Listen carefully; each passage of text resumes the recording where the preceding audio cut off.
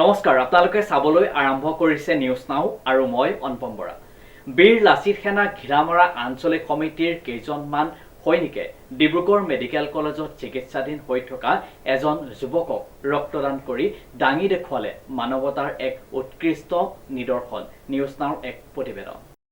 বীৰ লাচিত সেনা ঘিলামৰা আঞ্চলিক সমিতিৰ কেইজনমান সৈনিকে ডিব্ৰুগড় চিকিৎসা মহাবিদ্যালয়ত চিকিৎসাধীন হৈ থকা এজন যুৱকক ৰক্তদান কৰি দাঙি ধৰিলে মানৱতাৰ এক উৎকৃষ্ট নিদৰ্শন।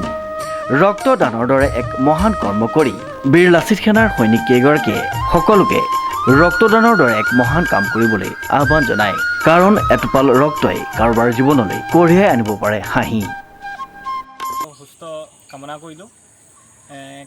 যিহেতু আমাৰ যোৱা পৰহি দিনা আমাৰ ঘিলামৰাত আঞ্চলিক কমিটিখন গঠন হৈ গৈছে, তাৰ পাছতে তেখেতৰ মাতৃ আমাৰ বীৰ লাচিত সেনাৰ লগত যোগাযোগ স্থাপন কৰিলে।